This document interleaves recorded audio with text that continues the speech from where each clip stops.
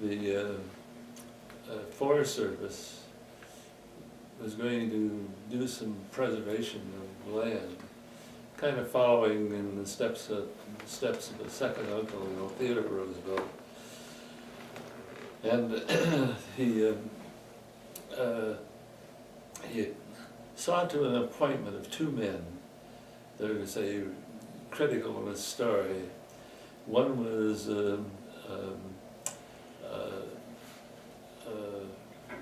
Silcox, who was the chief Forest Service, and the other was, oh gosh, my memory slips me, people, so don't be surprised if I have to refer to some names I copied down so I wouldn't miss them.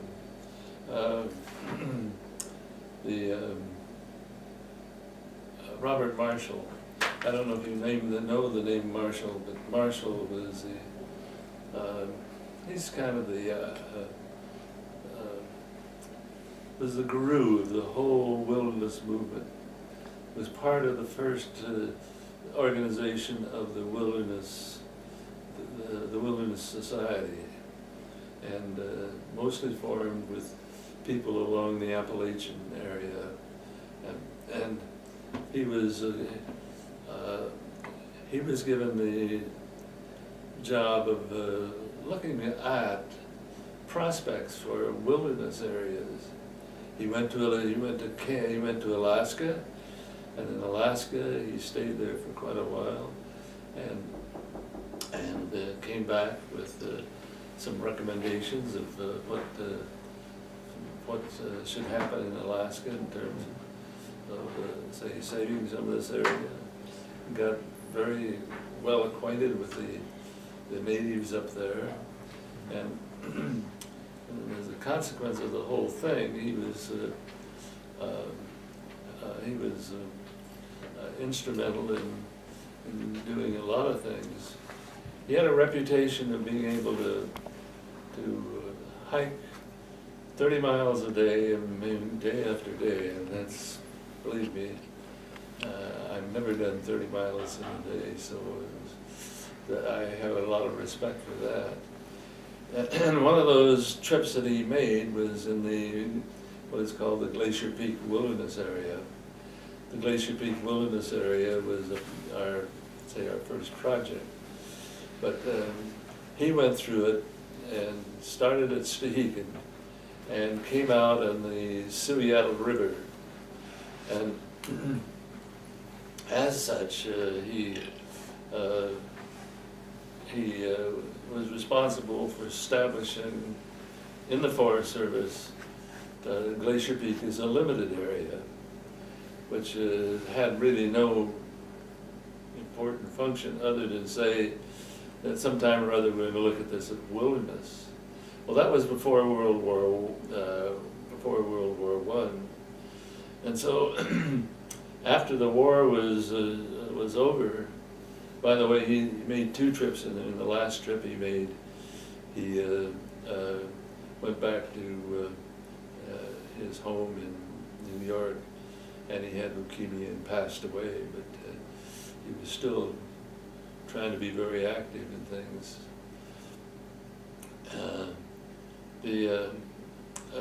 Well, after the war, the limited areas just sat there, and unfortunately Silcox, who was a very pro, let's say, what Robert Marshall was doing for, say, Roosevelt, and of course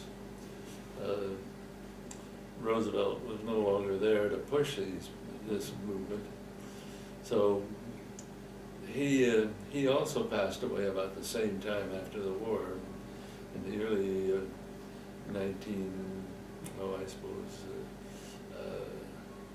would be the late 1940s. And so the limited area was established, and the mountaineers, to which I belonged at the time, and still do, but the mountaineers decided they were going to go back and form a a conservation committee. They had not had one for years, since the war and all. And so they did form it, and then one person out of that group was a fellow by the name of Dick Brooks. Dick was an engineer, and but he had a fascination with the mountains, and had, as a teenager, had testified in some hearings on Olympic National Park when they were trying to delete some areas out of it. But he simply put out a call for people to, let's see what we can do about getting Glacier Peak as established as a wilderness area. At that time, the wilderness areas were still not say something that was established by Congress. They were, it was an administrative decision where they would decide that they would classify these areas as U1 or U2 or something like that. Well, and we took many, and I joined that group from, I lived in Everett, of course, and I joined that group in Seattle. And we made quite a number of exploratory trips with the Forest Service, trying to push them into accepting this Glacier Peak Wilderness area. So really the totality that we were working with at that time was the Glacier Peak Wilderness area. And then we were not getting very far with them, because there was a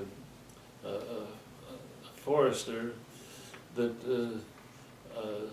was in Portland that was he was dead set against any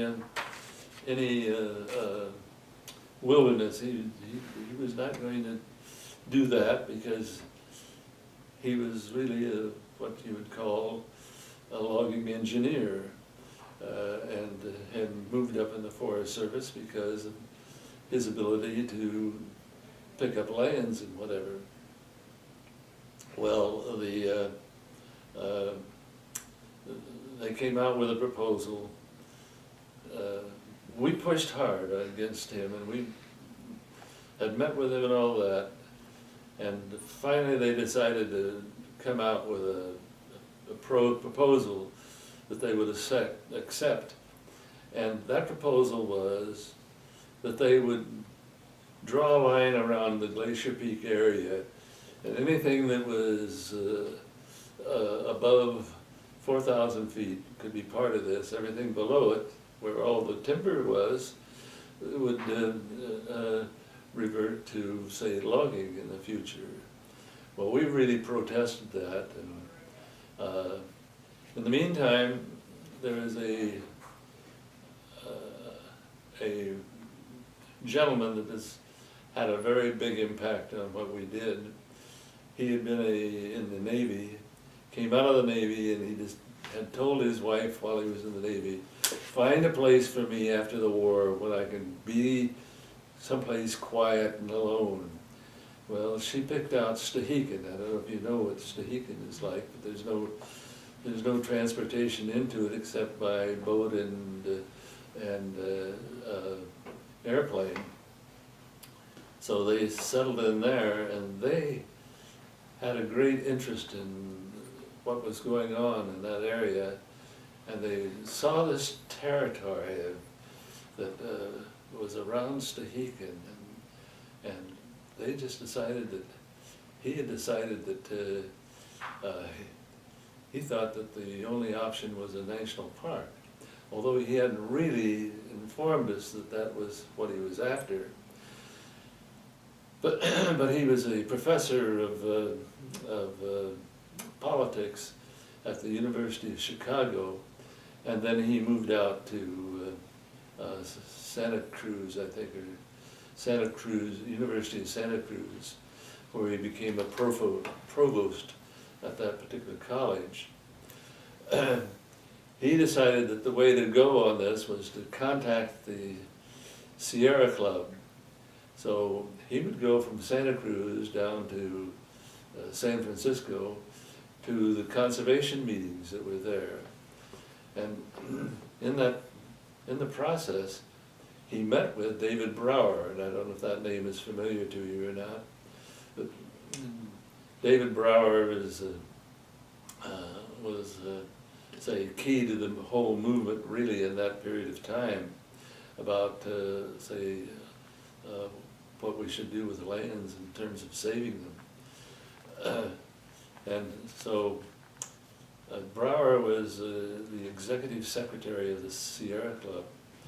And because he was, the executive secretary, he could push his way around quite a bit with that club. But the two got together, and as a result of that, he convinced Brower that this should be a national park, and he invited Brower to come up to visit that summer home he had in Stehekin, which had been previously their home period. And he sold Brower on the idea of a national park. Again, we were still working on the idea of Glacier Peak Wilderness Area. And they were thinking beyond that, but they hadn't really let us know that that's what they were, planning to do. Well, they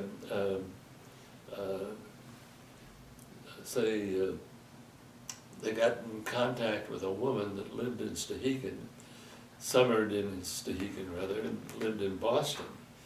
And she put up the money to do a film, a half-hour film. Brower filmed it and used, the children of I've already forgotten his name,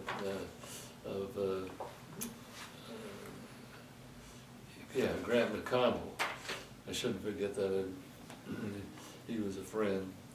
But as you get a little older, you don't always get the memory right. And after all, I'm telling you things that happened maybe as long as 60 years ago, yeah. So it sometimes escapes me.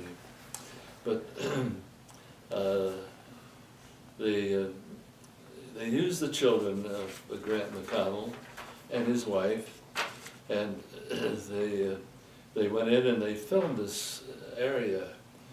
Well, in the meantime, the two of them had decided, that the Mountaineers were doing this. We're a big club, and they didn't think maybe we could maneuver fast enough with the Mountaineers, and that what was really needed was a separate small organization that could really get active. And so they had some members of the Sierra Club up in the state of Washington, and they came up, Brower and Grant McConnell came up, and they met.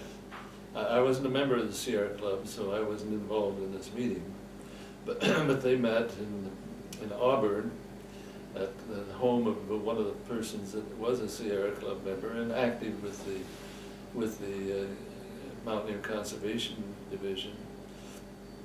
And they decided that they would form an organization, and a smaller organization, so they came back to the Mountaineers, and the Mountaineers, in effect, there are four of us really formed this organization. Polly Dyer, Pat Goldsworthy, myself, and a woman, Emily Haig, who was the president of the she was president of the Seattle Audubon Society at the time. Well, the only organization that was similar to what we were setting up was already Olympic Park Associates, which had been active for, a number of years, before the war and during the war. So we sat down and And in the meantime, this area that had been chosen by the Forest Service to be the only area that they would put in the national park was, you know, all really ice fields. And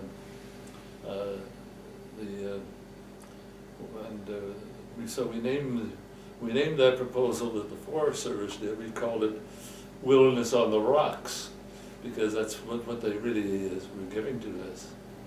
So we made a contact to go down and see, say, J.